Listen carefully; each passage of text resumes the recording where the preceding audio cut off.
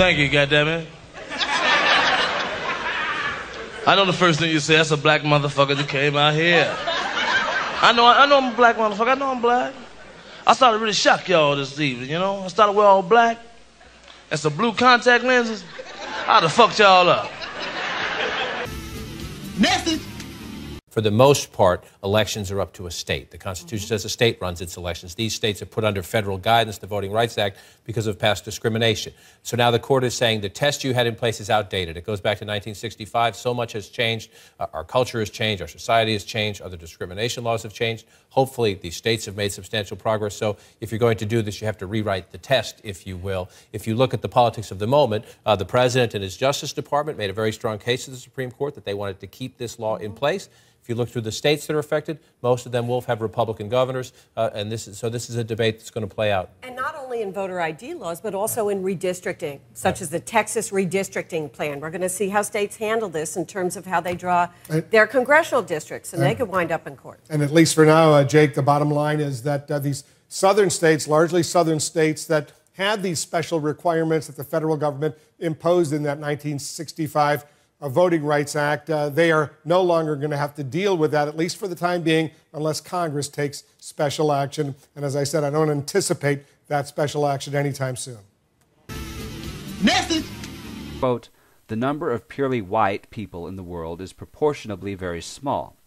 I could wish their numbers were increased.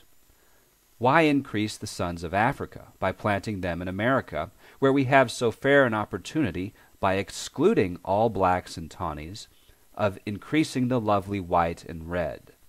But perhaps I am partial to the complexion of my country, for such kind of partiality is natural to mankind.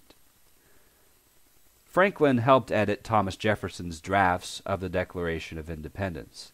Franklin is believed to have been responsible for changing life, liberty, and property, as Jefferson originally put it, with life, liberty, and the pursuit of happiness.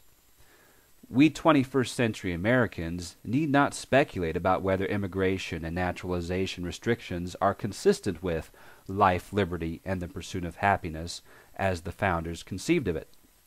Franklin and Jefferson were both quite clear on this issue. In 1821, Thomas Jefferson wrote as follows in reference to the freeing of African slaves. Quote, nothing is more certainly written in the book of fate than that these people are to be free. Nor is it less certain that the two races, equally free, cannot live in the same government. Nature, habit, opinion has drawn indelible lines of distinction between them. It is still in our power to direct the process of emancipation and deportation peaceably, and in such slow degree as that the evil will wear off insensibly, and their place be pari passu filled up by free white laborers. This is consistent with the 1790 Naturalization Act, which set forth the following qualifications for citizenship. A free white person of good character who has lived in the United States for 2 years. Life, liberty, and the pursuit of happiness does not translate into give me your tired, your poor, your huddled masses yearning to be free, the wretched refuse of your teeming shore. Life, liberty, and the pursuit of happiness pertains to the lives, liberties, and happiness of the particular subset of the world's population that is fit to be called citizens of the United States. I found something that just totally shook my world, and I want to share it with you.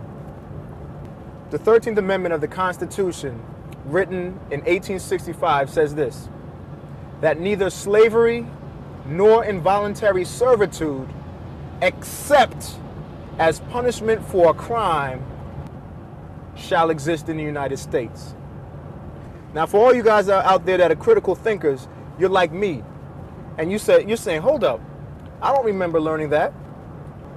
You see, because if you're thinking and listening to what I just said to you, it says no slavery, no involuntary servitude, except as punishment for crime. And then I started thinking about all the disparities in the criminal justice system for African Americans. For example, why are the prisons filled with black men? Why is the punishment for selling crack 100 times worse than for selling cocaine? Isn't crack cocaine? Why, if we know for a fact that it costs half as much to educate a child than it does to incarcerate a child, why are we then closing down schools and building prisons? These are the facts that we learn about, that we hear about all the time. And then I begin to think about, well, hold up. The 13th Amendment says that no slavery will exist except for punishment of crime. So then, by tying the two together, it made sense to me to think, I said, hold up. Maybe this warehousing, literally this warehousing of black men, is done in a purposeful manner to use them as free or cheap labor. Message. The Civil War and the Industrial Revolution created enormous growth in corporations. And so there was an explosion of railroads who got large federal subsidies of land, banking, heavy manufacturing, and corporate lawyers a century and a half ago realized they needed more power to operate and wanted to remove some of the constraints that had historically been placed on the corporate form. The 14th Amendment was passed at the end of the Civil War to give equal rights to black people. And therefore, it said no state can deprive any person of life, liberty, or property without due process of law. And that was intended to prevent the states from taking away life, liberty, or property from black people, as they had done for so much of our history. And what happens is the corporations come into court, and corporation lawyers are very clever, and they say, oh, you can't deprive a person of life, liberty, or property. We are a person. A corporation is a person. And the Supreme Court goes along with that. And what was particularly grotesque about this was that the 14th Amendment was passed to protect newly freed slaves. So, for instance, between 1890 and 1910, there were 307 cases brought before the court under the 14th Amendment. 288 of these brought by corporations, 19 by African Americans.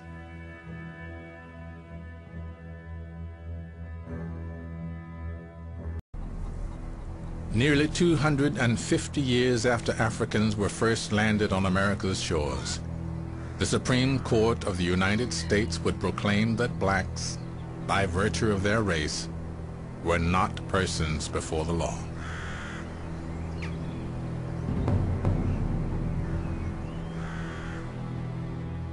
In 1857, in a landmark decision, the Supreme Court ruled in the Dred Scott case that Congress had no authority to limit the spread of slavery to any territory.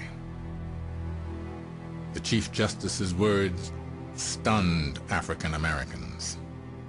Roger B. Tawney, a Southerner, reads a decision that says that Dred Scott, as a black person, and black people generally, had never been, were not then, could never be citizens of the United States, and as such have no rights which white men are bound to respect. Northerners were furious. Wherever our flag floats, protested one newspaper editor, it is the flag of slavery. When abolitionists sought ways to circumvent the Dred Scott ruling, slaveholders pressed for a federal slave law. This is astounding. By the late 1850s, the Southerners are demanding that the federal government pass a slave code for all the territories that it acquired in the West. And obviously, Northerners aren't about to accept this kind of thing. The battle over slavery was crippling the political process. On a bright spring morning, Congressman Preston Brooks from South Carolina entered the Senate chamber and beat Senator Charles Sumner, the fiery abolitionist, into unconsciousness. Violence is erupting in the halls of government, on the streets of Washington, involving our lawmakers. There are people who are coming to sessions of the House of Representatives and the U.S. Senate armed. In fact, one letter says the only people who aren't coming with 2 guns are those who are coming with 2 guns and a knife. Message! I will tell you, Director Deutsch, as a former Los Angeles police narcotics detective, that the agency has dealt drugs throughout this country for a long time.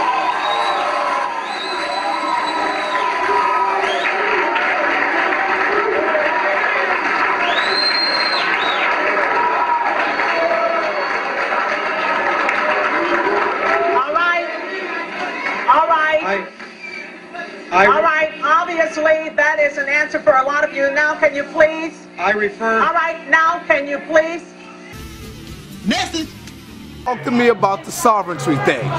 Do you think our people can have freedom in a world influenced by white supremacy? Absolutely not. I do believe and know for actual fact it's going to take the death and destruction of white America for black people to have any plan formulated and actually carried out. So while we're under this rulership of racism and white supremacy, we can be free maybe as individuals, come together as a nation of people.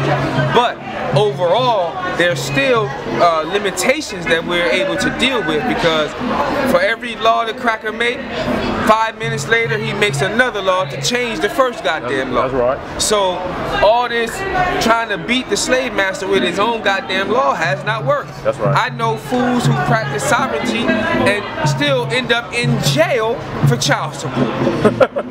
Let's just be real. Straight up. Still end up in jail for goddamn traffic tickets and all that type of stuff, man. So in order for us to be free as black people under the rulership of white supremacy, the white man has to die. Bottom line. What'd you say, Mike? Well, I mean, I definitely agree with what the brother's saying. But me personally, the one thing is we got to come together first.